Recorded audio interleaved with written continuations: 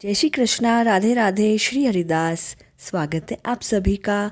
आज हम माघ मास मातम्य के अंतर्गत 8वें अध्याय का श्रवण करेंगे।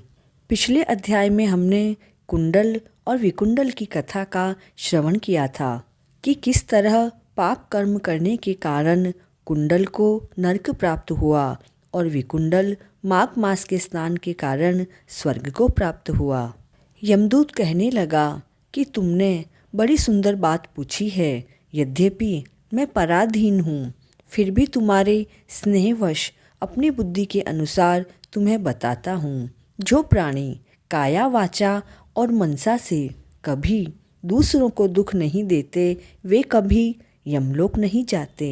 हिंसा करने वाले वेद, यज्ञ, तप और दान से भी उत्तम गति को नहीं पाते। अहिंसा सबसे बड़ा धर्म तप और दान ऋषियों ने बताया। जो मनुष्य जल या पृथ्वी पर रहने वाले जीवों को अपने भोजन के लिए मारते हैं, वे कालसूत्र नाम के नरक में जाते हैं और वहाँ अपना मांस स्वयं खाते हैं और रक्त का पान करते हैं तथा पीप की कीच में उनको कीड़े काटते हैं। हिंसक जन्मांध, काने कुबड़े, लूले लंगड़े, दरिद्री और अंगहीन होते हैं। इस कारण इस लोक तथा परलोक में सुख की इच्छा करने वाले को काया वाचा तथा मन से दूसरे का द्रोह कभी नहीं करना चाहिए। जो कभी हिंसा नहीं करते, उन्हें किसी तरह का भय नहीं होता है। जिस तरह सीधी और टेढ़ी दोनों प्रकार की बहने वाली नदियाँ समुद्र में मिलती है, वैसे ही सब धर्म अहिंसा में प्रवेश कर जाते हैं। ब्रह्मचारी, गृहस्थ, वानप्रस्थी तथा यति सभी अपने अपने धर्म का पालन करने और जितेंद्रिय रहने से ब्रह्मलोक को प्राप्त करते हैं। जो जलाशय आदि बनाते हैं, वे सदैव 5 यज्ञ करते हैं और वे कभी यमपुरी नहीं जाते। जो इंद्रियों के वशीभूत नहीं हैं, वेदवादी हैं और नित्य ही अग्नि हवन यज्ञ का पूजन करते हैं, वे भी स्वर्ग प्राप्त करते हैं। युद्ध भूमि में जो शूरवीर मर जाते हैं, वे सूर्यलोक को प्राप्त होते हैं।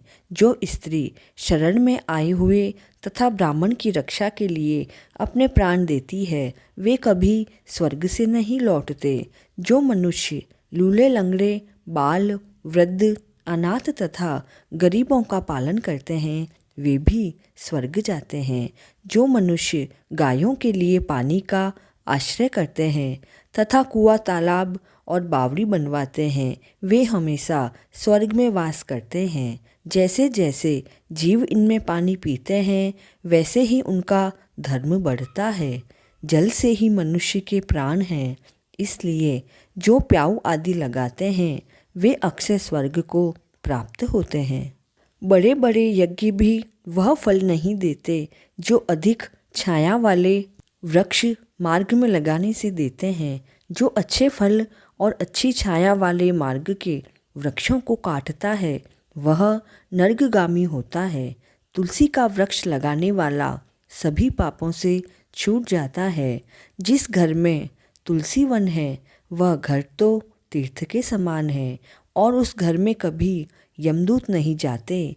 तुलसी की सुगंध से पितरों का चित्त आनंदित हो जाता है और वे विमान में बैठकर विष्णु लोक जाते हैं। नर्मदा नदी का दर्शन, गंगा का स्नान और तुलसी दर का स्पर्श, यह सब बराबर फल देने वाले हैं। हर एक द्वादशी को ब्रह्मा भी तुलसी जी का पूजन करते हैं।